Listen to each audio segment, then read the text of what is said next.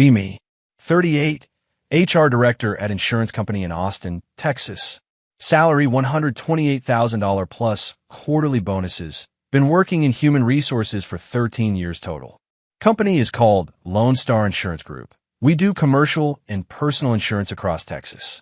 Regional firm, about 450 employees spread across 5 offices, headquarters here in Austin.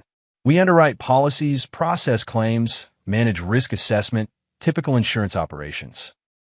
My department is corporate HR, team of 12 people handling all HR functions for the company. Recruitment, compensation, benefits administration, employee relations, compliance, training. Report directly to Chief Operating Officer. Sit on executive leadership team. Been with Lone Star for 5 years. Started as HR manager, promoted to director 18 months ago. Office culture, when I arrived, was very traditional, buttoned-up corporate insurance environment. Lots of long-time employees, many here for 15 to 20 years, resistant to change. Leadership team was mostly older men, classic good old boys network in Texas insurance. Women in company were concentrated in administrative roles, claims processing, customer service. Underwriting and sales roles, the revenue-generating positions, were predominantly male. Executive leadership was 7 men, 2 women, pretty typical for insurance industry. When I got promoted to director, I knew I had opportunity to transform culture, create more inclusive environment, challenge traditional power dynamics, make women feel more valued, more heard, more central to company operations. First 6 months as director, I focused on policy changes, updated harassment policies, implemented diversity training, started tracking demographics and promotion decisions. These were standard initiatives. Nobody objected much. All seemed reasonable. But I wanted to do something more visible, more symbolic of cultural shift, something that would physically demonstrate commitment to centering women's voices. Been reading a lot about how meeting dynamics perpetuate gender hierarchies, how men dominate conversation, interrupt women, take up physical and verbal space, how seating arrangements can reinforce power structures in subtle ways. Started thinking about our executive team meetings held every Monday morning. 12 people attend. COO, CFO, me, 5 department heads, 3 senior managers. Always held in same conference room. Large table with 12 chairs. People generally sat in same spots each week in formal assigned seating. Senior executives at head of table, others around sides, traditional hierarchy. Meetings often ran 2 hours, discussing strategy, reviewing metrics, making decisions. I noticed that men, especially senior men, dominated the conversation. COO would call on male department heads first. Their input seemed to carry more weight. When women spoke, they were interrupted more frequently, ideas sometimes dismissed. Classic meeting dynamics that research shows happens everywhere. Month 8, as director, I proposed change to executive team meeting structure. I want to try something different to make our meetings more inclusive. COO asks, "What do you have in mind?" I propose that in executive meetings, women sit and men stand. Complete silence in the room, everyone staring at me. CFO, man named Richard Torres, 54, finally speaks. "I'm sorry, you want men to stand through entire meetings." "Yes, as a symbolic gesture to center women's voices and contributions. Meetings run 2 hours. You want men standing for 2 hours. It's temporary discomfort that creates space for women to be more present." Director of Claims, woman named Patricia Moore, 48, looks uncomfortable. I appreciate the intention, but this seems extreme. Extreme situations require dramatic interventions to shift dynamics. Director of Underwriting, man named Stephen Walsh, 51, pushes back. "This is performative and frankly insulting. We should focus on actual inclusion. Physical space matters. This is actual inclusion, making it visible." COO is clearly uncomfortable but doesn't want to oppose diversity initiative. "Let's try it for 1 month, see how it affects meeting dynamics." I'm pleased. got approval despite the skepticism. Next Monday, executive team meeting, I remind everyone of new format. Remember, women will be seated, men will stand during today's meeting. The 7 men exchange glances, clearly unhappy, but they stand. 5 women, including me, take seats around the table. It's immediately awkward. The visual is stark. Men standing around the perimeter. Richard, the CFO, tries to participate from standing position near the wall. He's holding notepad, trying to reference documents, clearly uncomfortable. Stephen from underwriting is shifting his weight, visibly annoyed. COO leads meeting from standing position at head of table, looks ridiculous. Meeting runs 90 minutes. Men are clearly uncomfortable by the end. One guy, director of IT, named Marcus Johnson, 46, has back problems, visibly struggling. After meeting, Richard approaches me privately. This is humiliating and unprofessional, treating people differently based on gender. It's temporary measure to highlight power imbalances by creating different power imbalance in the opposite direction. If you're uncomfortable, that's the point. Discomfort drives change. He walks away frustrated. I document his resistance to inclusion efforts. Week 2, executive meeting, same format. Men stand, women sit. This time the men come prepared. Some bring documents printed out. Marcus brings cushion mat to stand on for his back. I tell him to remove it. The point is to experience discomfort. Accommodations defeat the purpose. I have chronic back pain. Standing for 2 hours causes real physical issues. We can discuss accommodations after the pilot period ends. He's clearly in pain by end of meeting, limping as he leaves. Patricia, the claims director, speaks to me after. This is getting cruel. Marcus is genuinely suffering. Change requires sacrifice. Everyone needs to participate. But we're causing physical harm to make symbolic point. Symbols matter. They shape culture. This is important work. She doesn't push further, but I can see her disapproval. Week 3, Stephen from underwriting is openly hostile in the meeting. He's standing against the wall, barely participating, arms crossed. When COO asks for his input on underwriting strategy, he's curt. Hard to think strategically when I'm standing like I'm being punished. No one's being punished. We're creating inclusive environment. By literally putting men in subordinate physical position. This is insane. COO intervenes. Stephen, let's stay professional and focused on agenda. But the tension is obvious. The men are resentful. Meetings are becoming hostile. After that meeting, 3 male executives request private conversation with COO. They express concerns about the standing policy, call it discriminatory. COO brings their concerns to me. The men are really struggling with this format. That's the point. They need to experience what it's like to be marginalized. But we're creating hostile work environment in the opposite direction. We agreed to 1-month trial. We're 3 weeks in. Let's complete it. He reluctantly agrees, but I can tell he's not fully supportive anymore. Week 4, final week of trial period, things escalate. Marcus, the IT director with back issues, doesn't show up to meeting. I email him during meeting. Your absence from executive meeting is noted. He responds, my doctor advised against standing for extended periods, medical issue. We can discuss accommodations if you provide medical documentation. I shouldn't need doctor's note to sit in a meeting. This policy is discriminatory. After meeting, COO tells me Marcus has filed complaint with corporate HR. Wait, I am corporate HR. He filed complaint about me with me. Actually, he filed with employment attorney, considering legal action. Claims the standing policy violates ADA, creates hostile work environment. Also claims gender discrimination, treating employees differently based on sex. This is serious. Legal complaint from senior director. COO is concerned now. We need to end this policy before it becomes bigger issue. We're 1 week from completing the trial. We should finish.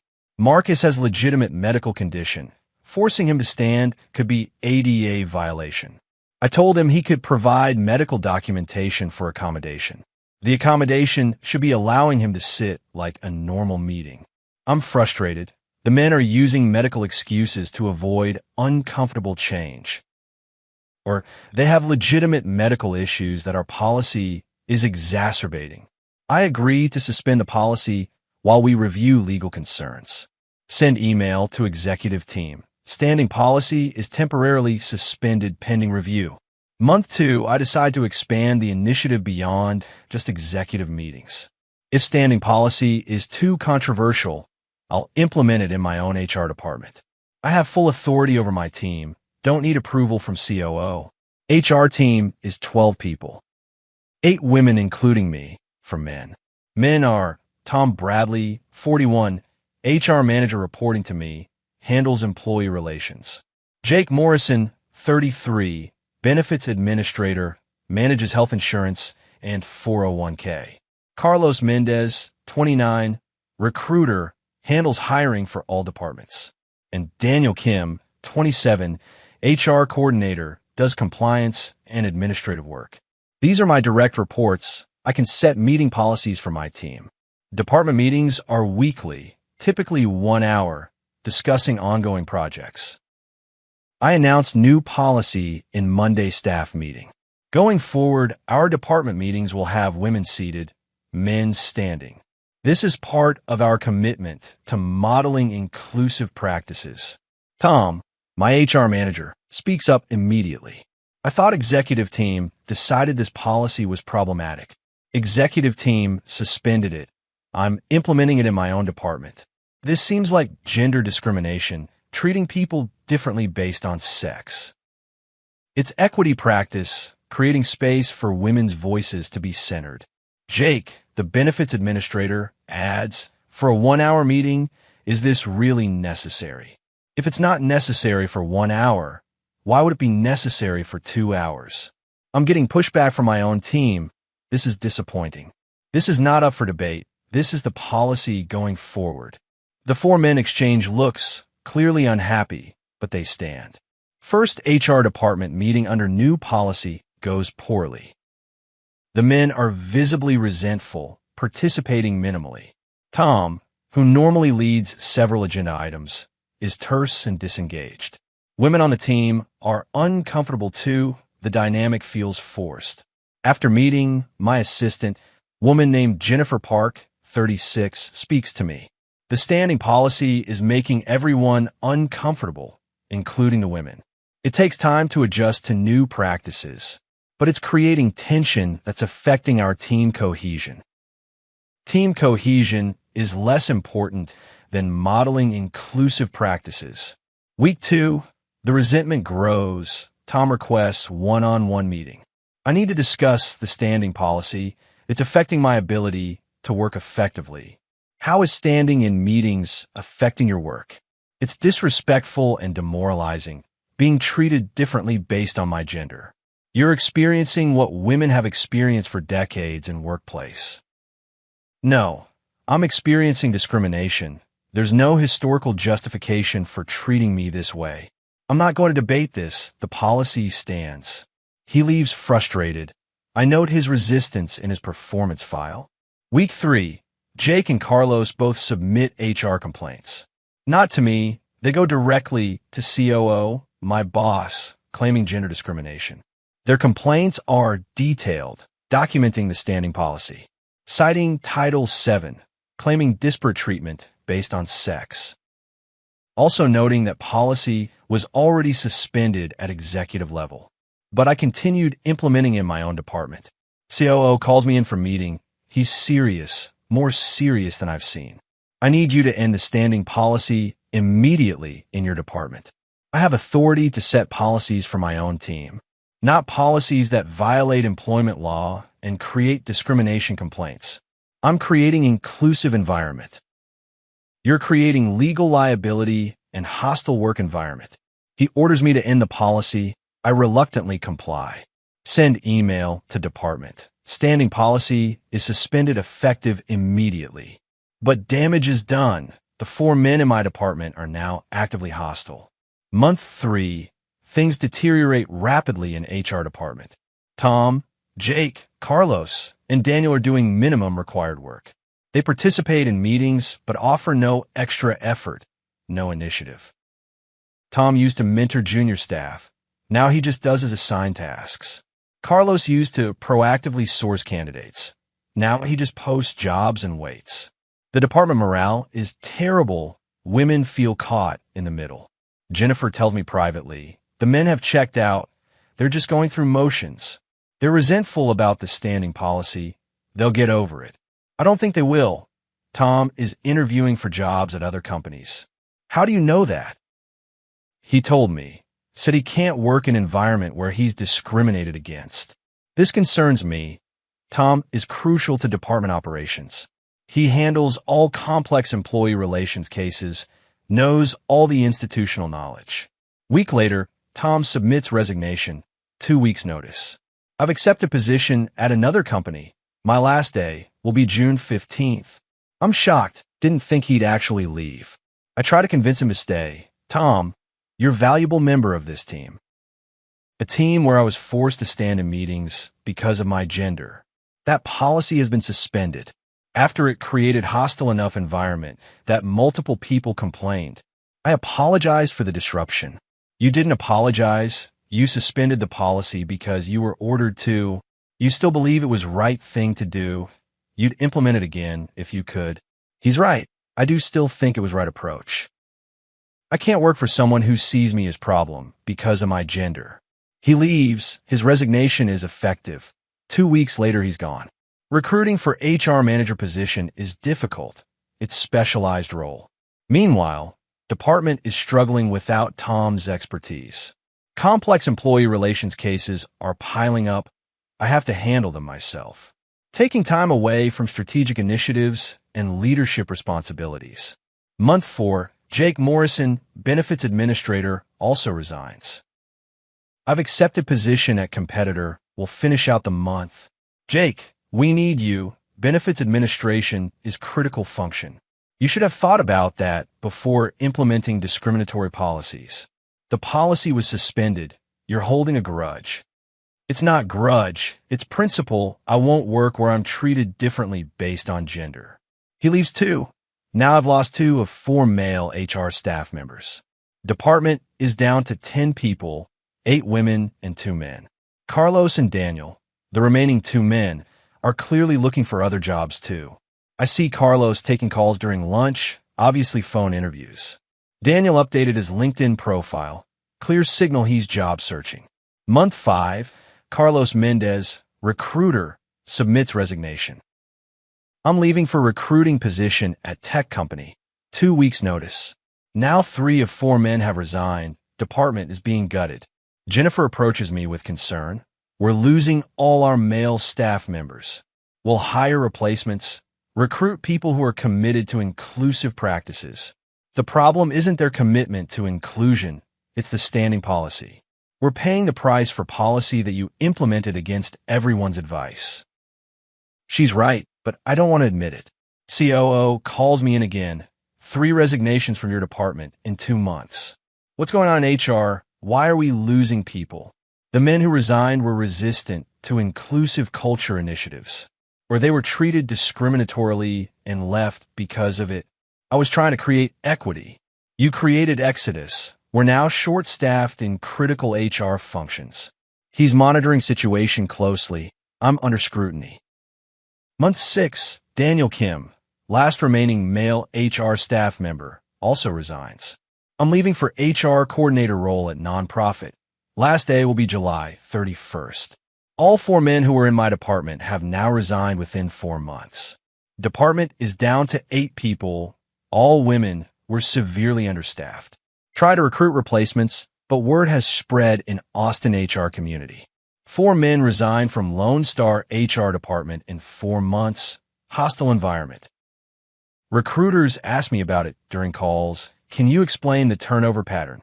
We had some policy disagreements. They chose to pursue other opportunities. I heard there was discriminatory policy about standing in meetings. News has spread. People in HR circles talk.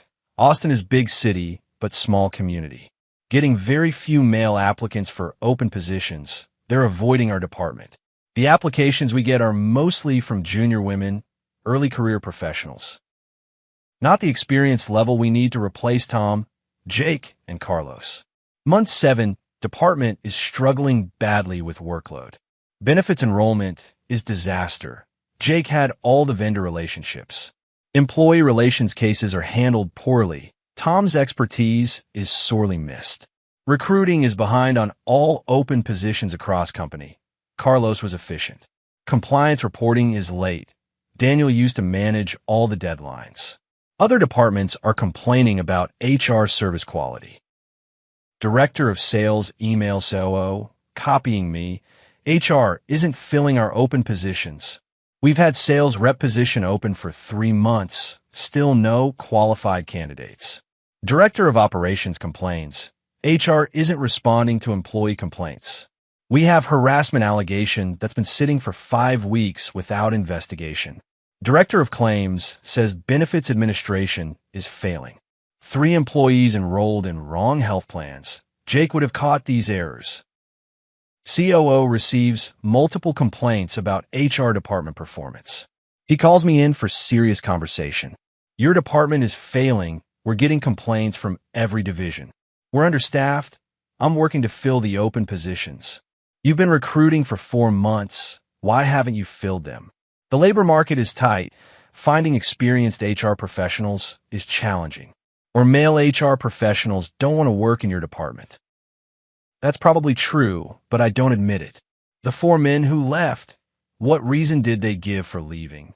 Various reasons: career advancement, better opportunities.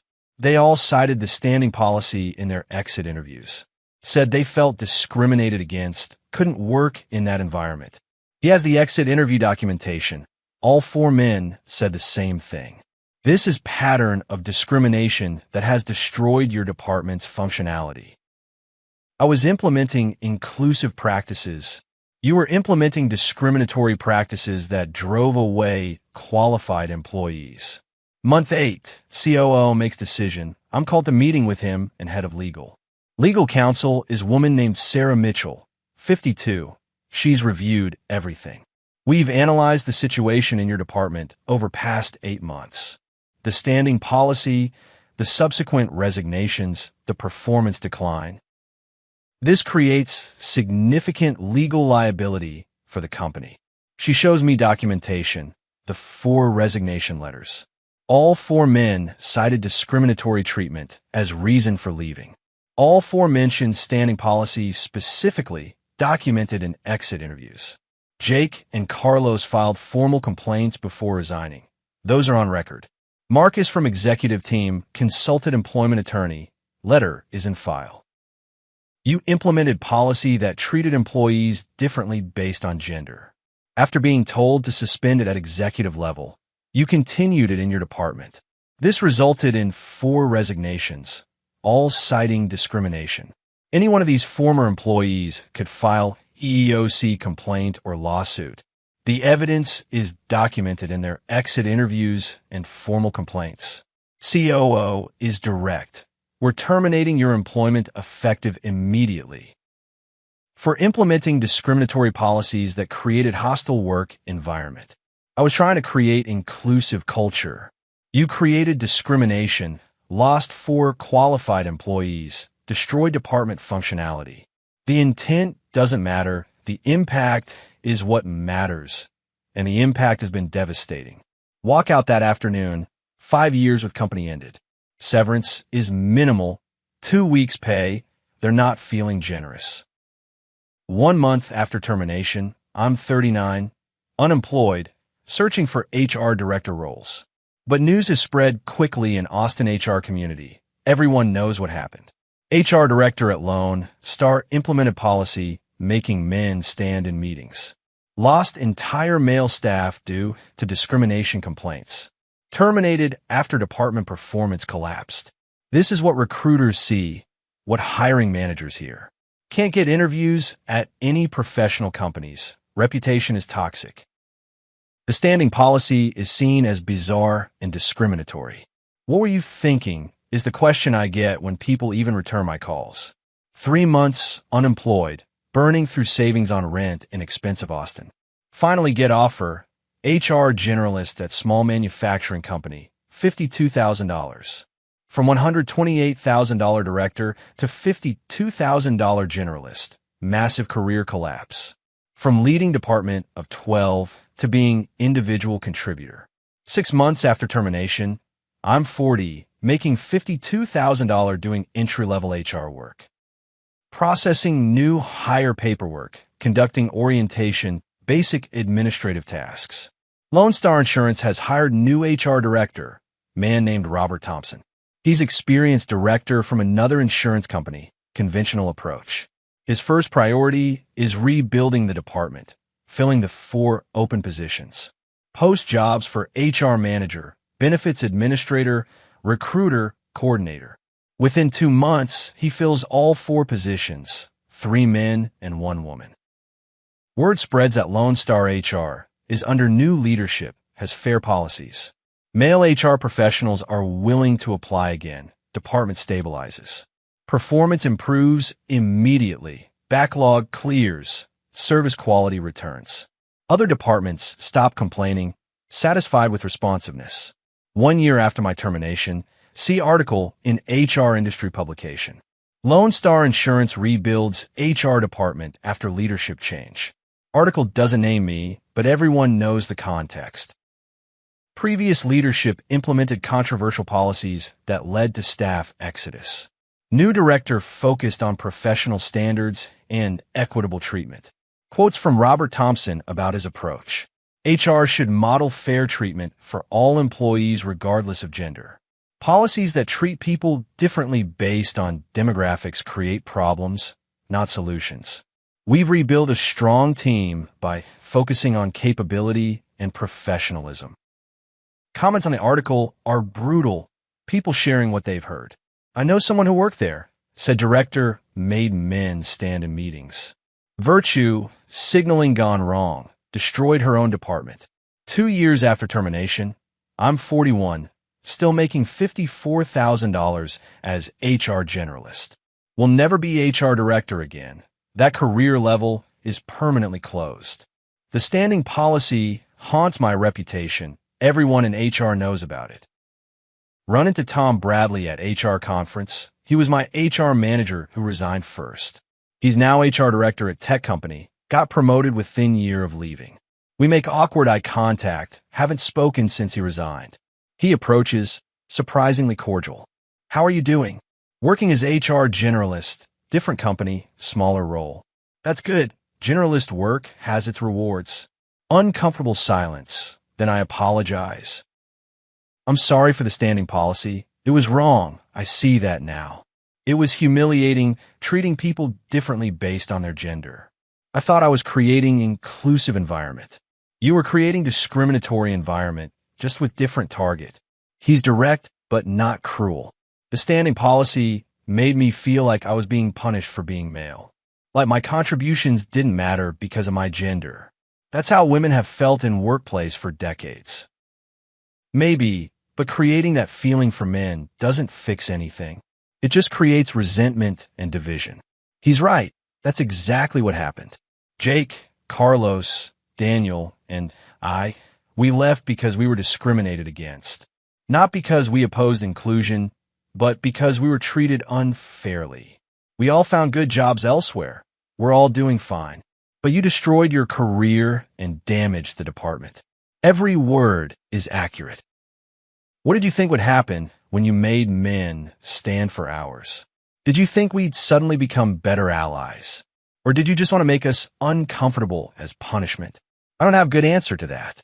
I think you wanted to punish men for historical gender discrimination by creating current discrimination that achieved nothing except driving us away. He walks away to join other conference attendees, successful HR director. I return to my hotel, no longer relevant in HR leadership circles. 3 years after termination, I'm 42, still making $56,000 as HR generalist. Lone Star Insurance is thriving. Robert Thompson promoted to VP of HR. Department he rebuilt has 15 people now, grown from the 8 I left behind.